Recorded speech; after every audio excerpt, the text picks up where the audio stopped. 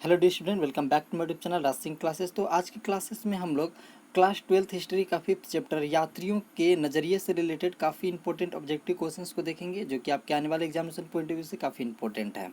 तो देखिए, इसमें अगर आप लोग वीडियो को जो है पूरा वॉच करेंगे तो बिल्कुल आप लोग को पता होगा कि हम लोग जो है साथ में क्वेश्चन बैंक का जितने भी क्वेश्चन है सभी क्वेश्चन का डिस्कस करते चल रहे हैं। साथ में और भी जो भी क्वेश्चन हैं जो कि इम्पोर्टेंट है, जो कि पूछा जा सकता है आपके आने वाले एग्जामिनेशन बोर्ड एग्जामिनेशन में, वो सभी क्वेश्चंस का जो है साथ में जिक्र करते चल रहे हैं। तो बिल्कुल आप लोग को जो है कंप्लीट वीडियो को वॉच करना है, सभी क्वेश्चंस को देखते चलना है ताकि आप लोग को सभी क्वेश्चन याद हो पाए। ओके, रटना नहीं है, वीडियो केवल एक दो बार देखिएगा तो आपको जो है क्वेश्चन सभी याद होते चलेंगे।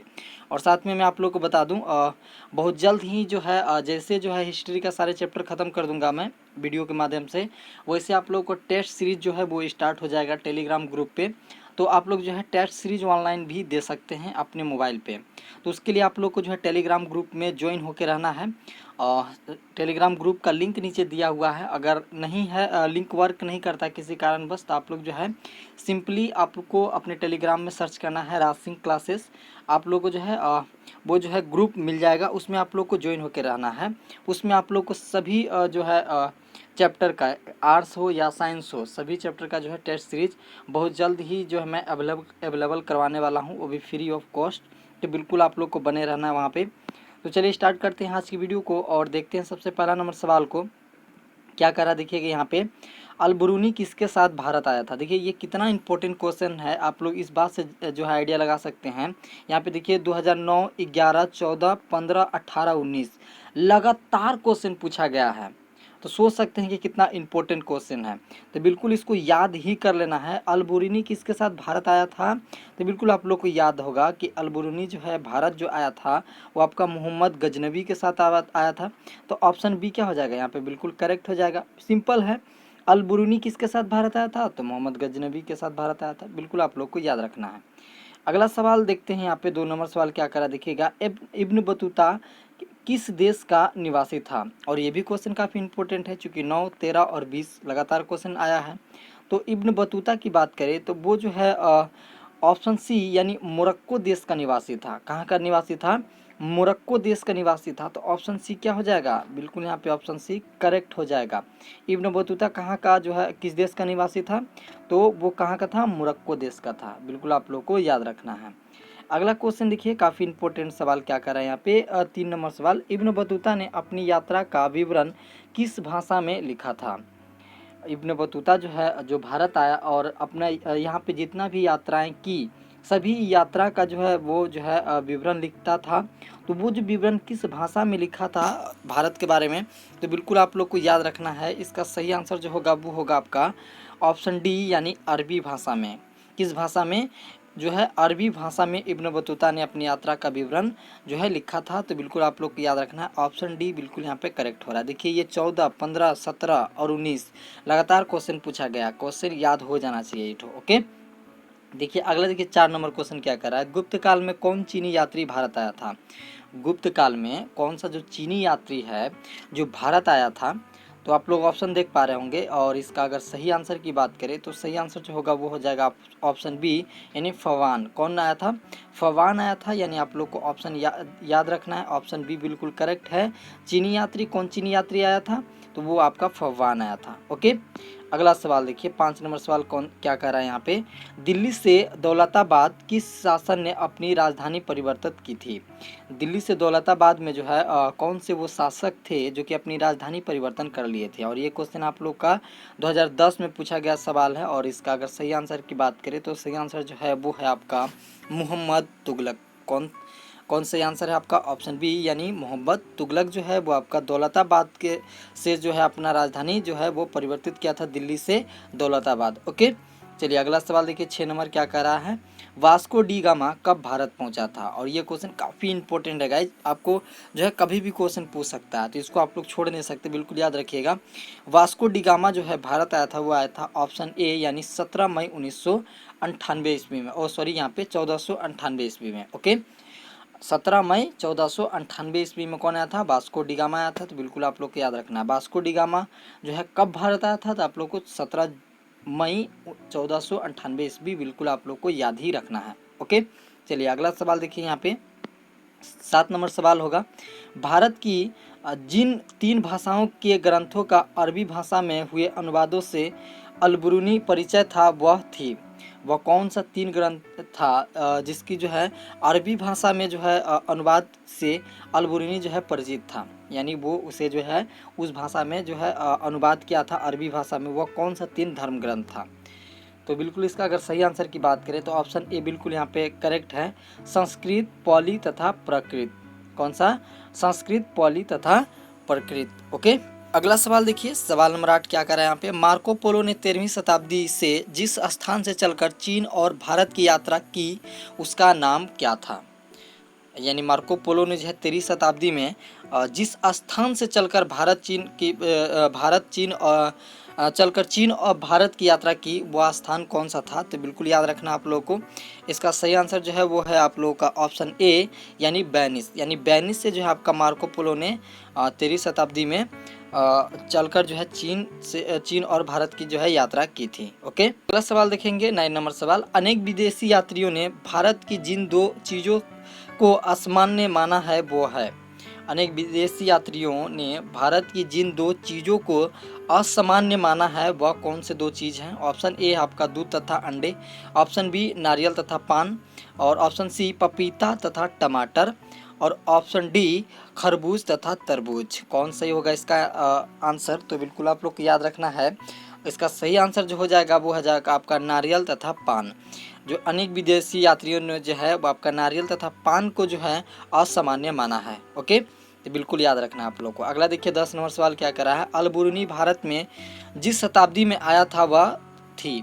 यानी अलबरूनी जिस शताब्दी में भारत आया था वह कौन सा शताब्दी है। तो बिल्कुल याद रखना आप लोगों को, इसका सही आंसर जो है वो आपका ऑप्शन ए है, यानी 11वीं शताब्दी में। अलबरूनी कब भारत आया था? 11वीं शताब्दी में आया था। बिल्कुल याद रखना आप लोग को। अगला देखिए 11 नंबर सवाल, इब्न बतूता की भारत यात्रा को जिस शताब्दी से संबंधित माना जाता है वह थी। इब्न बतूता की भारत यात्रा किस शताब्दी से जो है शताब्दी से संबंधित माना जाता है। तो बिल्कुल आप लोग याद रखना है, ऑप्शन सी बिल्कुल इसका करेक्ट है, 14वीं शताब्दी। यानी इब्न बतूता भारत जो आया था वो आपका 14वीं शताब्दी में आया था। तो बिल्कुल याद रखना आप लोग को, ऑप्शन सी यहाँ पे बिल्कुल करेक्ट हो रहा है। अगला देखिए 12 नंबर सवाल क्या कर रहा है, फ्रांसवा वर्नियर जिस देश से भारत आया था उसका नाम था। फ्रांसवा वर्नियर जिस देश से भारत आया था वह देश का नाम क्या था। तो बिल्कुल याद रखना आप लोग को, इसका सही आंसर जो होगा वो आपका ऑप्शन बी यानी फ्रांस देश से आपका फ्रांसवा वर्नियर आया था। बिल्कुल याद रखना आप लोग को। अगला देखिए 13 नंबर सवाल क्या करा, इब्न बतूता के अनुसार उसे मुल्तान से दिल्ली की यात्रा में जितने दिन लगे थे उनकी संख्या क्या थी। इब्न बतूता के अनुसार मुल्तान से दिल्ली की यात्रा में जितने दिन लगे थे उनकी संख्या क्या थी। इसका अगर सही आंसर की बात करें तो ऑप्शन ए बिल्कुल करेक्ट हो रहा है, 40 दिन। कितने? 40, यानी उसकी संख्या क्या हो जाएगी? 40 हो जाएगी। तो बिल्कुल आप लोग को याद रखना है। अगला देखिए 14 नंबर सवाल क्या कह रहा है, मोहम्मद बिन तुगलक ने दिल्ली की काजी नियुक्त किया था। मोहम्मद बिन तुगलक ने दिल्ली के काजी किसको नियुक्त किया था। तो बिल्कुल याद रखना आप लोग को, ऑप्शन बी बिल्कुल यहाँ पे करेक्ट हो रहा है, इब्न बतूता को। किसको? इब्न बतूता को। ऑप्शन बी जो होगा बिल्कुल यहाँ पे करेक्ट हो रहा है। अगला देखिए सवाल 15 नंबर क्या कर रहा है, मध्य एशिया के रास्ते होकर इब्न बतूता सन 1333 में स्थल मार्ग पहुँचा था।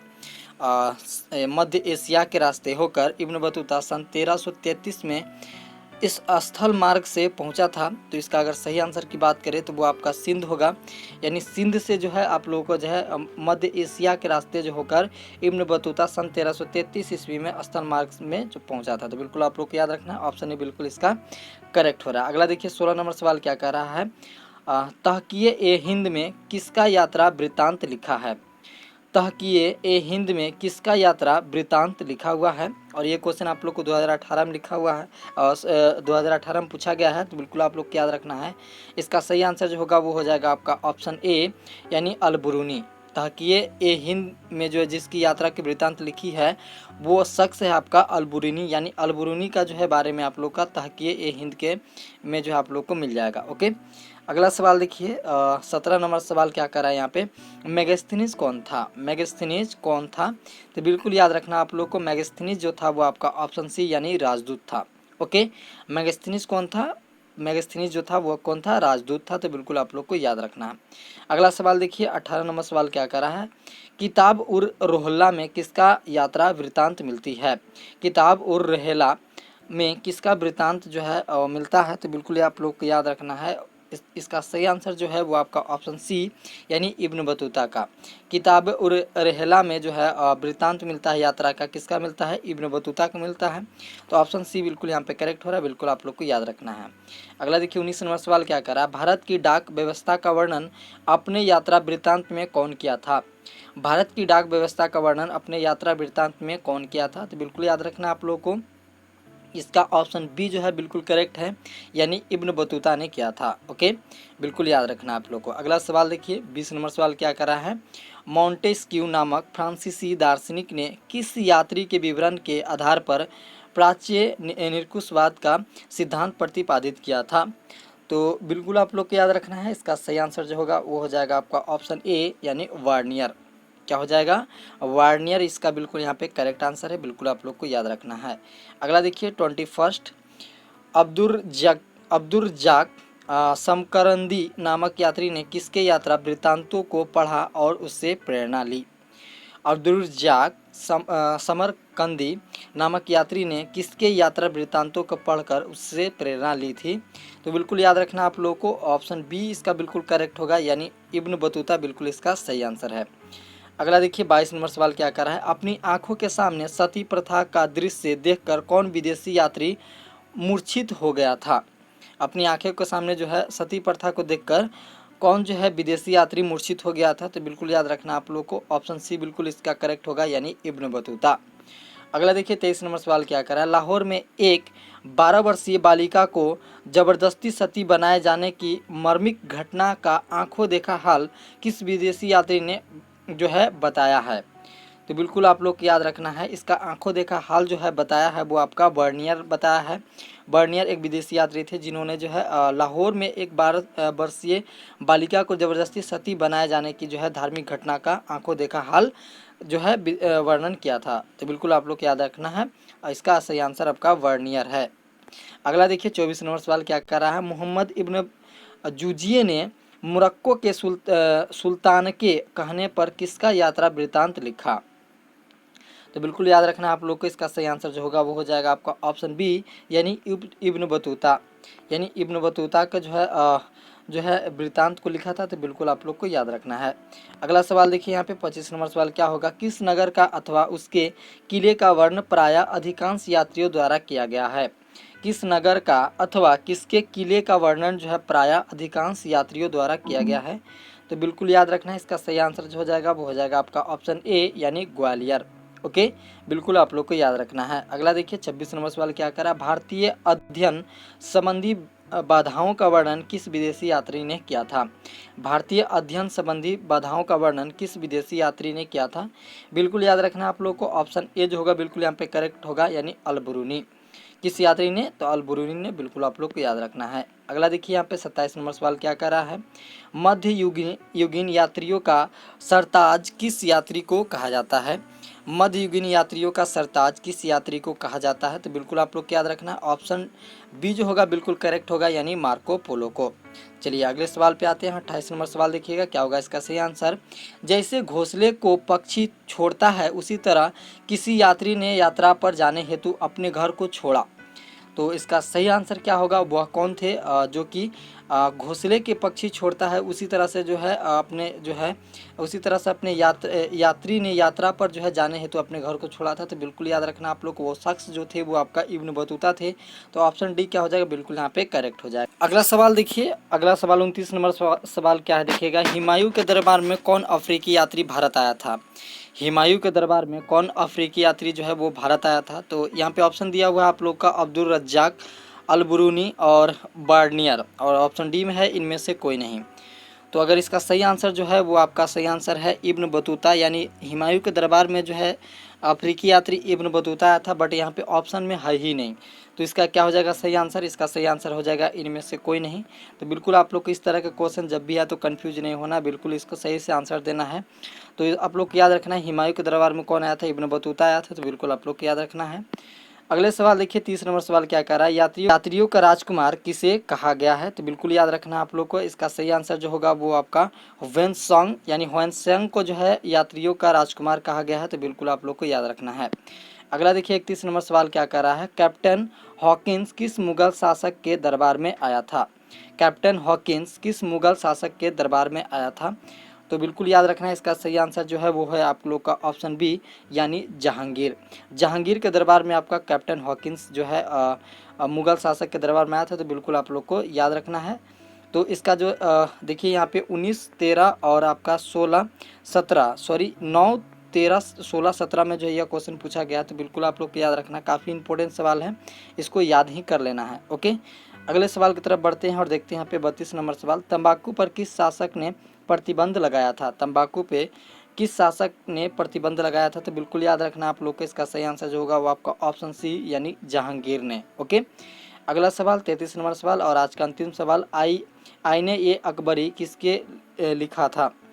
आईने ए अकबरी पुस्तक जो है किसने लिखा था। तो बिल्कुल याद रखना आप लोगों को, इसका सही आंसर जो होगा वो हो जाएगा आपका ऑप्शन सी यानी अबुल फजल ने। किसने लिखा था, अबुल फजल ने लिखा था। तो बिल्कुल आप लोग को याद रखना है, इसका सही आंसर ऑप्शन सी है।